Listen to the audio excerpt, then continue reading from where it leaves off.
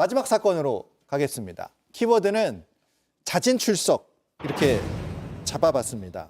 연예인 마약 투약 의혹 사건이죠. 배우 이성균 씨에 이어서 가수 지드래곤도 경찰에 입건돼 있는 상태인데 지드래곤은 결백을 주장하고 있는 상황에서 내가 조사받으러 가겠다.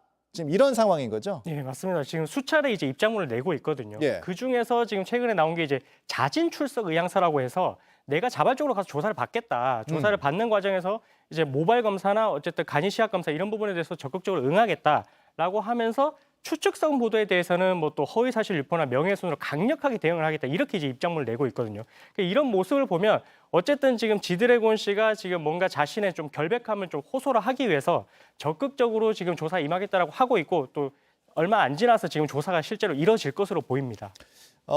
자진 출석하면 이제 모바일 검사나 뭐 소변 검사나 이런 부분들 하게 되는 거죠. 예, 맞습니다. 간이 검사를 이제 진행하게 될 것으로 보이는데, 그러니까 마약 투약 사실이 없다. 굉장히 강경한 태도를 보이고 있거든요. 이렇게 되면, 그러니까 이게 마약 사건 같은 경우는 검사를 분명히 받게 되는데 이렇게 강하게 부인을 하게 되면 굉장히 강하게 부인한다는 건 검사에도 자신이 있다는 것이 아닌가 이렇게 생각을 하게 되잖아요. 사람들 입장에서는 어떻게 좀 보고 계셨어요? 네, 저도 그 부분에 대해서 이제 불구속 입건이 된 게 지난 25일이었었고요. 그로부터 이틀이 지나서 이제 마약 투약한 사실이 없다라고 하고 어제에도 여전히 이제 마약 투약 사실이 없다라는 것을 강조하면서 자진 출석 의향서를 제출한 점을 고려해 보면 이 마약 검사에서 일단 뭔가 음성 반응이 나올 가능성이 높지 않을까라는 생각이 드는데요. 음성을 좀 확신하고 있는 듯한. 그럴 가능성이 있어 보입니다. 어쨌건 그런데 실제로 본인이 하지 않았기 때문에 이제 그럴 수 있는 부분이고 또 다른 이유도 있을 수는 있는데요.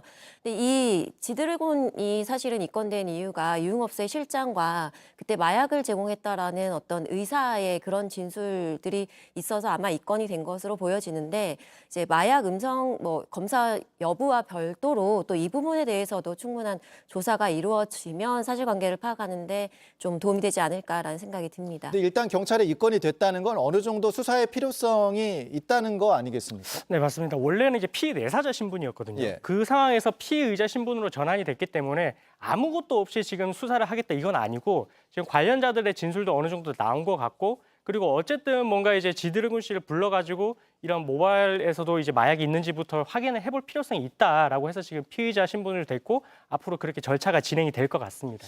그 배우 이성균 씨 같은 경우는 이제 재출석을 한다고 그래요. 토요일에 재출석을 할 예정이라고 하는데 이성균 씨는 이제 지드래곤과 달리 마약 투약을 했다 아니다.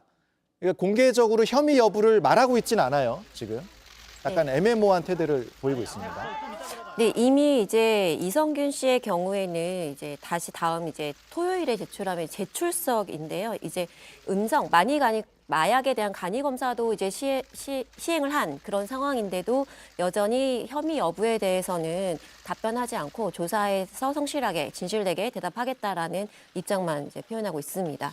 간이 검사에서 이제 음성 나왔지만 이성균 씨 같은 경우는 이제 정밀 검사 결과도 지켜봐야 되는 거죠. 네, 사실 간이 시약 검사라고 하는 거는 일반적으로 상식적으로 생각을 했을 때 일주일 내에 보통 마약을 했을 때 나오거든요. 근데 정상적인 사람이라면 사실 경찰 출석 이 통보를 받고 그 안에는 보통 마약을 안 합니다. 그렇기 때문에 간이 시약에 대해서는 음성이 나오는 경우가 정말 많고요. 예. 거기서 나아가서 이제 정밀 검사를 하는데 이 정밀 검사를 하는 이유는 6개월 동안 내에 이 마약을 한 게 있는지 이 모발에서 확인을 하게 됩니다. 근데 이 정밀 검사를 하더라도 마약 조사를 앞두고 뭐 예를 들어서 탈색을 여러 번 하는 경우에는 이제 정밀 검사에서도 음성이 나오는 경우가 있거든요.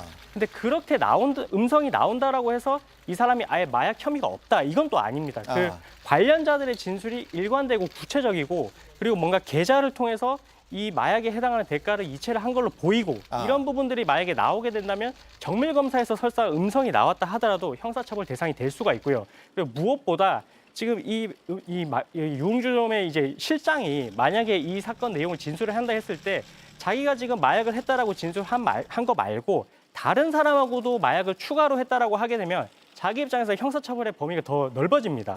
처벌의 가능성이 더 커짐에도 불구하고 내가 이 사람과 마약을 했다라고 진술을 하는 부분은 어떻게 보면 더더욱 신빙성이 높다라고 수사기관에서 판단을 하거든요.